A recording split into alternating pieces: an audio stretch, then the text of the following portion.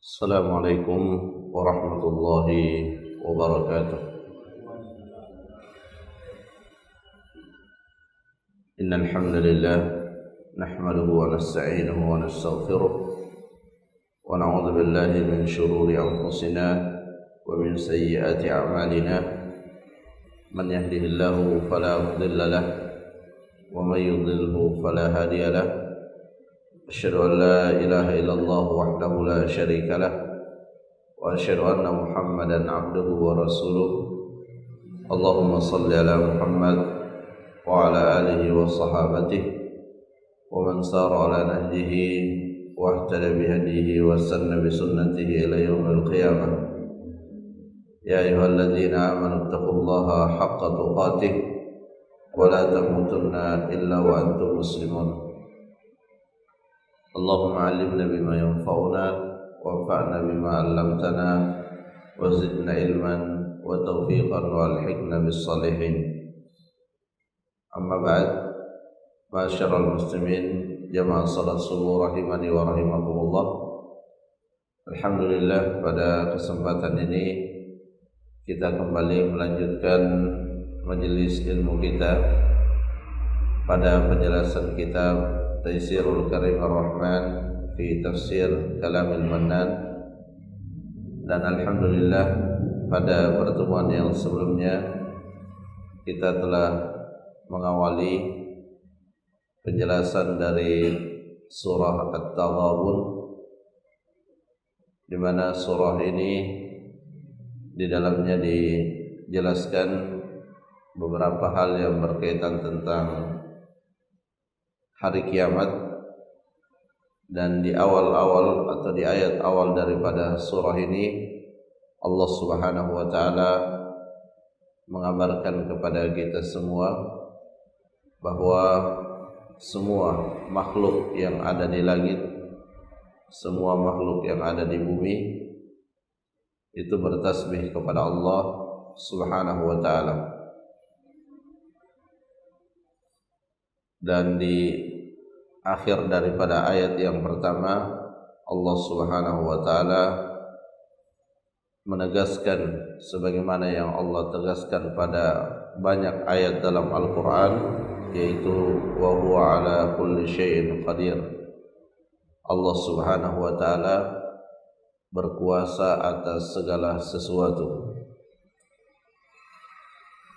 Dan setiap kali Allah Subhanahu wa ta'ala menyebutkan wa huwa ala kulli syai'in qadir atau innallaha ala kulli syai'in qadir, maka salah satu hikmah dan tujuannya tidak lain agar hamba-hambanya selalu memiliki rasa takut kepada Allah Subhanahu wa ta'ala. Karena di saat Allah mengatakan wa huwa ala kulli syai'in qadir, maka di saat yang sama secara tersirat kita diingatkan bahwa manusia dan seluruh makhluk itu sangat lemah di hadapan Allah Subhanahu wa ta'ala. Karenanya Syekh As-Sa'di rahimahullah di dalam penjelasan ayat tersebut beliau mengatakan wa qudratuhu syamilah, dan kekuasaan, kemampuan Allah Subhanahu wa ta'ala meliputi segala sesuatu. La yakhruju anha mawjud, tidak ada yang bisa keluar dari kekuasaan Allah Subhanahu wa ta'ala. Sehebat apapun manusia, maka dia mesti tunduk pada kekuasaan Allah Subhanahu wa ta'ala. Jika Allah menghendaki kepadanya sesuatu, maka dia tidak bisa menolak apa yang Allah kehendaki kepadanya. Fala yu'jizuhu syai'un yuriduhu, tidak ada yang bisa menggagalkan apa yang diinginkan dan dikehendaki oleh Allah Subhanahu wa ta'ala. Jadi meskipun seluruh makhluk bersatu padu untuk mewujudkan sesuatu, tetapi Allah tidak menghendaki, maka hal itu tidak akan terwujud. wa dzakara annahu khalaqal ibada wa ja'alahum minhum al-mu'mina wal kafir. Kemudian di ayat yang berikutnya Allah Subhanahu wa taala berfirman, "Walladzi khalaqakum." Dialah Allah Subhanahu wa taala yang menciptakan kalian, menciptakan kita semua manusia. Dan ini salah satu yang pertama Allah sampaikan kepada manusia ketika diturunkan surah Al-Alaq, Iqra bismi rabbikal ladzi khalaq. Di situ Allah Subhanahu wa taala mengingatkan bahwa dialah yang mencipta dan kita manusia adalah yang dicipta. Dan kalau kita perhatikan ayat-ayat Al-Qur'an yang di dalamnya Allah Subhanahu wa taala menyebutkan bahwa Dia adalah pencipta, maka target daripada penyebutan tersebut tidak lain agar kita memurnikan ibadah kepada Allah Subhanahu wa taala. Seperti di dalam suratul Baqarah, ya ayyuhan nasu ubudu rabbakumul ladzi khalaqakum. Wahai sekalian manusia, beribadahlah kepada Allah yang telah menciptakan kalian. Karena mencipta ini adalah kemampuan dari Allah Subhanahu wa taala yang tidak mungkin dimiliki oleh siapapun. Oleh karena itu, ketika seseorang sudah mengetahui bahwa Allah penciptanya, maka dia tidak beribadah kecuali kepada yang menciptakannya. Faminkum kafirun wa minkum mu'min. Dari manusia-manusia yang telah diciptakan oleh Allah Subhanahu wa taala, ada di antara mereka yang beriman dan ada juga di antara mereka yang kafir. Dan itu semua adalah bagian dari ketentuan Allah Subhanahu wa taala. Ada yang beriman dan ada yang kafir, itu tidak keluar dari ketentuan Allah Subhanahu wa taala. Syekh Sa'di rahimahullah mengatakan, fa imanuhum wa kufruhum kulluhum biqada'illah. Berimannya manusia atau kufurnya manusia itu semua atas dasar qada'ullah, ketetapan Allah Subhanahu wa taala. Tetapi hal yang perlu kita ingat bahwa Allah Subhanahu wa taala mentakdirkan sesuatu kepada hambanya sesuai dengan apa yang layak bagi hamba tersebut. Jadi ketika ada di antara manusia yang ditakdirkan terjatuh di dalam kekufuran, maka itulah yang memang layak untuk didapatkan oleh hamba tersebut. Karenanya di akhir ayatnya itu disebutkan wallahu bima ta'maluna basir. Allah Subhanahu wa taala mengetahui apa yang Allah Subhanahu wa taala melihat dan mengetahui apa yang kalian kerjakan. Atas dasar pengetahuan itulah Allah juga mengetahui siapa yang layak untuk mendapatkan hidayatul iman dan siapa yang akan dijatuhkan ke dalam kekufuran. Dan tidak ada di antara manusia yang mengetahui apa yang Allah takdirkan kepadanya. Ini yang sangat dasar dalam kaitannya beriman kepada takdir. Bahwa selama manusia masih menjalani kehidupannya di dunia, maka dia tidak pernah mengetahui apa yang ditakdirkan kepadanya. Apa yang ditakdirkan kepada kita itu adalah sesuatu yang telah terjadi, dan selama manusia masih menjalani kehidupan, maka hal yang berkaitan dengan keimanan dan kekufuran itu belum bisa diketahui secara pasti. Jadi saat ini ada orang yang masih berada di dalam kekufuran, maka tidak bisa dia mengatakan saya tidak mau masuk Islam karena takdir saya memang berada dalam kekufuran.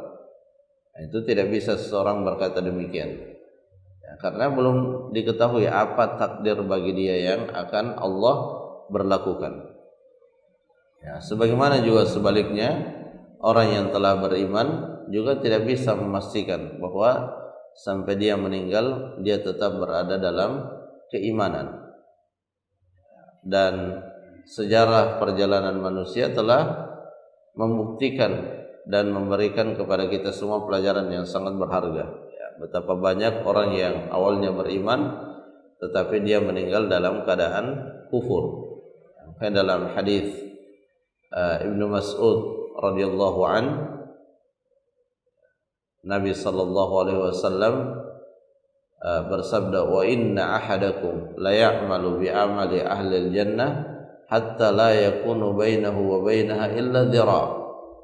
Dan di antara manusia ada yang mengamalkan amalan ahli surga sampai-sampai antara dirinya dengan surga itu nampaknya tinggal beberapa jengkal saja. Sudah sangat dekat kalau dilihat dari amalan-amalan yang nampak. Tetapi fayasbiqu alaihil kitab fayamalu bi amali ahlin nar. Tapi karena catatan amalnya dia adalah penghuni neraka, maka di penghujung hayatnya, penghujung usianya, dia melakukan amalan ahli neraka dan akhirnya dia masuk neraka. Ini adalah keterangan dari Nabi sallallahu alaihi wasallam bahwa tidak ada di antara manusia yang mengetahui apa yang telah ditakdirkan kepadanya berkaitan dengan keimanan dan kekufuran. Dan inilah yang menjadikan seseorang itu selalu waspada dari kekufuran, kesyirikan, kemunafikan. Karena kita tidak tahu akan seperti apa akhir hayat kita, apakah meninggal di atas keimanan atau sebaliknya. Hanya kita selalu berdoa dalam salat, dan inilah keuntungan terbesar yang didapatkan oleh orang-orang yang menjaga salatnya. Karena dia bisa meminta di setiap salatnya, tunjukilah jalan yang lurus. Makanya sulit dibayangkan orang-orang yang meninggalkan salat dia bisa mempertahankan keimanannya. Secara identitas di kehidupan dunia mungkin dia bisa pertahankan karena orang masih mengenal dia sebagai seorang muslim. Tapi yang paling krusial itu adalah bagaimana Allah menilai dia di hari akhirat. Dia tidak pernah meminta kepada Allah, tunjukilah kami ke jalan yang lurus. Sangat sulit kita membayangkan bagaimana keadaan orang yang tidak salat saat dia diwafatkan oleh Allah Subhanahu wa taala, di mana lisannya tidak pernah mengucapkan ihdinas siratal mustaqim, tunjukilah kami ke jalan yang lurus. Jadi sangat kita syukuri ketika Allah Subhanahu wa taala memberikan kepada kita petunjuk untuk bisa melaksanakan salat-salat 5 waktu, apalagi kita melaksanakannya secara berjamaah, ya, di mana ketika kita selesai dari membaca suratul Fatihah, secara bersama-sama kita mengucapkan amin. Yang mana ucapan itu adalah doa agar Allahumma stajib, ya Allah kabulkanlah, ya, kabulkanlah apa yang kita minta di dalam suratul Fatihah. Jadi persoalan yang berkaitan dengan keimanan dan kekufuran itu baru diketahui ketika seseorang sudah meninggal.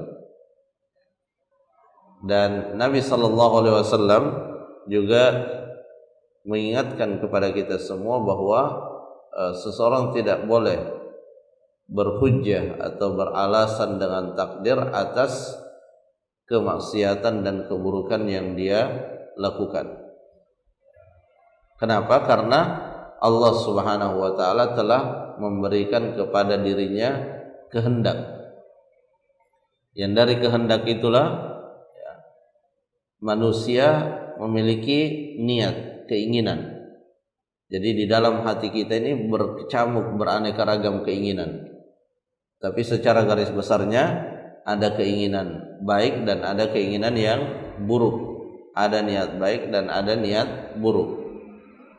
Semakin dominan niat baik dalam diri seseorang, maka semakin mudah petunjuk itu datang. Tetapi semakin kotor jiwa seseorang sehingga yang dominan itu adalah niat-niat buruk, maka disitulah seseorang terjatuh di dalam keburukan. Itulah sebabnya di dalam banyak ayat Al-Quran itu disebutkan innallaha alimun bidzatis sudur, dan itu yang akan disebutkan di ayat berikutnya. Allah mengetahui apa yang berkecamuk di dalam diri manusia. Itulah yang kemudian menjadi dasar penilaian untuk menilai seorang hamba apakah dia layak dapat petunjuk atau tidak. Makanya salah satu doa yang Nabi ajarkan kepada kita itu adalah Allahumma ati nufusana taqwaha zakkiha anta khairu man zakkaha. Kita berdoa kepada Allah Subhanahu wa taala, berikanlah kepada jiwa-jiwa kami itu adalah ketakwaan. Zakkiha anta khairu man zakkaha, dan sucikanlah dia, bersihkanlah dia, perbaikilah dia, perbaikilah jiwa-jiwa kami, engkaulah yang terbaik di dalam memperbaikinya. Karena namanya jiwa manusia itu memiliki 3 karakter sebagaimana disebutkan dalam Al-Quran. Ada yang ammaratun bisu, senantiasa mengajak kepada keburukan. Kemudian ada yang lawwamah, selalu mencela. Ketika dia terjatuh di dalam keburukan, dia celah dirinya, dan itu masih jiwa seorang mukmin. Kemudian ada mutmainnah yang tenang di dalam kebaikan. Jadi dia tidak lagi melihat keburukan itu sebagai tempat mencari ketenangan, tetapi sebaliknya dia sudah berada pada level bahwa ketenangan itu dicari dalam ketaatan kepada Allah Subhanahu wa taala. Nah, ini bisa menjadi bahan di dalam mengevaluasi diri kita dalam melihat karakter mana yang dominan pada diri kita, apakah mutmainnah atau lawwamah atau justru ammaratun bisu. Ketika kita masih melihat bahwa ketenangan hidup itu ada pada perkara-perkara yang buruk, di saat tertimpa dengan suatu masalah besar atau di saat diuji dengan musibah, lalu yang terfikir ingin berbuat buruk untuk menghilangkan kesedihan, kesulitan, maka berarti yang masih dominan itu adalah ammaratun bisu. Tetapi ketika dia menjadikan salat, menjadikan ibadah sebagai tujuan, sebagai alamat untuk mencari ketenangan, maka berarti di situ ada nafsul mutmainnah. Ketika masih bercampur keduanya, maka itulah yang dominan, berarti an-nafsul lawwamah. Di dalam surah Fatir, manusia juga dibagi menjadi 3. Ada yang sabiqun bil khairat, ada yang berlomba-lomba dalam kebaikan, ada yang muqtasid, orang yang sangat irit di dalam melakukan kebaikan, dan ada yang terbawah yaitu zalimul li nafsi, orang yang selalu menzalimi dirinya. Jadi ketika Allah Subhanahu wa taala mengatakan faminkum mu'min wa minkum kafir, di antara manusia yang diciptakan oleh Allah ada yang beriman dan ada yang kafir, itu semua atas takdir Allah Subhanahu wa taala. Tetapi Allah memberikan kepada manusia kehendak sehingga manusia bisa memilih, dan dengan pilihan-pilihannya tersebut Allah Subhanahu wa taala menentukan siapa yang layak untuk diberikan petunjuk dan siapa yang mendapatkan yang namanya kesesatan. Faminkum mu'min wa minkum kafir. Wallahu bima ta'maluna basir, dan Allah Subhanahu wa taala mengetahui apa yang kalian kerjakan. Kemudian di ayat yang selanjutnya, khalaqas samawati wal ard. Allah Subhanahu wa taala menciptakan langit dan bumi dan apa yang ada di dalamnya. Khalaqas samawati wal arda bil haqq. Allah menciptakan langit dan bumi bil haqq, dengan hak. Maksudnya adalah bil hikmati wal ghayatil maqsudati lahu ta'ala. Jadi Allah Subhanahu wa taala menciptakan langit dan bumi itu atas dasar hikmah dan tujuan. Jadi tidak diciptakan begitu saja tanpa ada tujuannya. Langit dan bumi diciptakan oleh Allah Subhanahu wa taala sebagai tempat di mana manusia diuji. Jadi langit dan bumi diciptakan oleh Allah, bahkan ditundukkan oleh Allah langit dan bumi ini untuk manusia.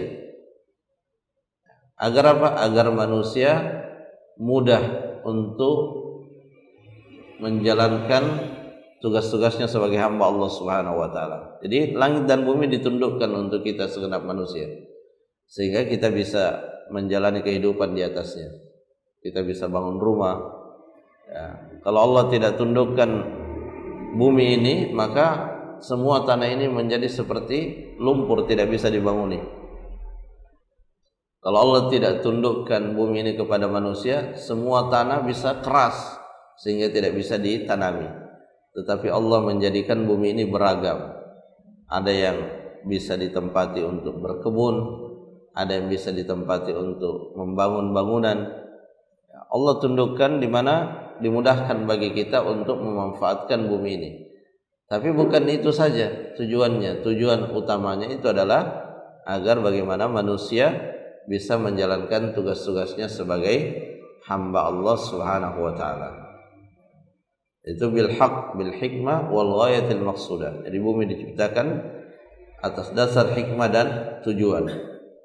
Wa sawwarakum fa ahsana suwarakum. Dan Allah Subhanahu wa taala membentuk manusia dengan bentuk yang terbaik.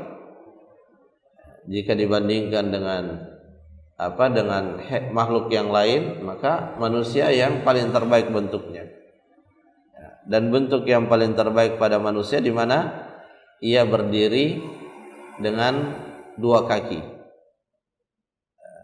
Dia berdiri dengan dua kaki. Dalam surat ini disebutkan laqad khalaqnal insana fi ahsani taqwim. Manusia diciptakan dalam bentuk yang tegak. Kalau hewan-hewan semuanya dengan 4 kaki. Dia tidak bisa berjalan sebagaimana manusia. Jadi sinilah letak keistimewaan yang Allah berikan kepada manusia. Di dalam surah Al-Isra juga disebutkan walaqad karramna bani Adam, dan sungguh kami telah memuliakan anak Adam, anak keturunan Adam, dalam hal bentuk fisiknya. Manusia dimuliakan oleh Allah Subhanahu wa taala. Fa ahsana suwarakum. Fal insanu ahsanul makhluqati suratan wa bahaha manzaran. Manusia adalah makhluk yang paling terbaik bentuknya dan paling elok untuk dipandang. Wa ilaihil masir. Tetapi ingat, meskipun manusia diberikan kelebihan oleh Allah, pada akhirnya wa ilaihil masir, mereka akan kembali kepada Allah Subhanahu wa taala. Manusia diciptakan dengan tahapan-tahapan. La tarkabunna tabaqan an tabaq. Kita dari kecil, besar, kemudian muda, tua, dan meninggal. Itu adalah fase-fase yang dilewati. Artinya pada akhirnya semua kelebihan-kelebihan yang kita miliki di dunia, pada akhirnya itu semua akan sirna, dan pada akhirnya yang akan mempengaruhi keadaan kita di akhirat itu adalah amalan-amalan kita. Jadi jangan sampai manusia terperdaya oleh hal-hal yang berkaitan dengan fisik dan materi. Wa ilaihil masir ay al-marji yaumal qiyamah. fayujazikum ala imanikum wa kufrikum. Allah Subhanahu wa taala akan membalas kepada setiap manusia. Kalau dia beriman maka dibalas keimanannya dengan kebaikan. Kalau dia memilih jalan kekufuran maka dibalas kekufurannya dengan keburukan. Wa yas'alukum 'anin ni'ami wan na'im. Dan Allah Subhanahu wa taala akan menanyakan kepada kita semua kenikmatan yang telah Allah berikan kepada kita. Apakah kenikmatan itu sekedar dinikmati saja atau kenikmatan itu dijadikan sebagai wasilah untuk mewujudkan penghambaan kepada Allah Subhanahu wa taala. Dan tidak ada kenikmatan kecuali kita dituntut untuk mempertanggungjawabkannya. Jadi ada seorang Arab Badui ketika ketika dibacakan ayat Al-Quran dalam surat Takatsur bahwa tsumma latus'alunna yawma idzin 'anin na'im. Kemudian mereka akan ditanya, kalian akan ditanya terhadap kenikmatan yang kalian dapatkan. Orang Arab Badui datang, dia kehidupannya sangat bersahaja. Ya, kata dia, saya sehari-hari 2 saja yang masuk ke dalam perut saya, air dan kurma. Tidak ada makanan-makanan lain. Apakah itu juga akan diminta pertanggungjawaban oleh Allah Subhanahu wa taala? Kata Nabi SAW, "Tsumma latus'alunna yauma idzin 'anin na'im." Jadi semua akan diminta pertanggungjawaban. Sehingga sangat bergembiralah dan beruntunglah bagi seorang hamba yang bisa istiqamah di dalam menjalankan ibadah-ibadah kepada Allah Subhanahu wa taala, terutama ibadah-ibadah salat. Ya, salat-salat 5 waktu dikerjakan secara berjamaah, kemudian salat-salat sunnahnya, kemudian zikir-zikirnya, kemudian doa-doa yang disunnahkan kepada kita saat kita akan makan, setelah kita makan, ketika kita akan tidur. Banyak sunnah-sunnah yang sifatnya rutinitas yang sangat mudah untuk kita lakukan.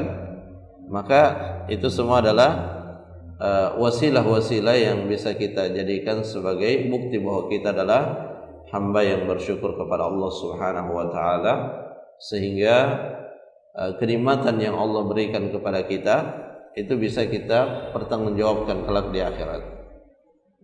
Dan meskipun ya seorang telah mampu untuk memanfaatkan waktunya dalam ibadah, tetapi ya, sebagaimana dijelaskan oleh Ibnu Qayyim rahimahullah di dalam kitab beliau di awal-awal kitab Al-Wabil Shayyib, bahwa manusia meskipun dia telah bersyukur kepada Allah, tetapi pasti rasa syukurnya itu tidak akan pernah menyamai dan mengimbangi kenikmatan yang Allah berikan kepadanya, sehingga tidak ada rasa puas dalam hal yang berkaitan dengan bersyukur kepada Allah Subhanahu wa taala. Justru tanda keberhasilan seseorang di dalam suatu ketaatan itu ketika ia selalu bersemangat di dalam melakukan ketaatan-ketaatan yang berikutnya. Dan kalau dalam kurun waktu tertentu dia terjatuh dalam keburukan, maka dia segera kembali kepada Allah Subhanahu wa taala dengan ia bertobat dan beristighfar. Jamaah rahimakumullah, itu yang bisa kita jelaskan. Semoga bermanfaat, menambah iman dan ilmu kita serta amal saleh kita. Wallahu taala a'lam bissawab. Subhanakallahumma rabbana wa bihamdik, asyhadu an la ilaha illa anta, astaghfiruka wa atubu ilaik. Assalamualaikum warahmatullahi wabarakatuh.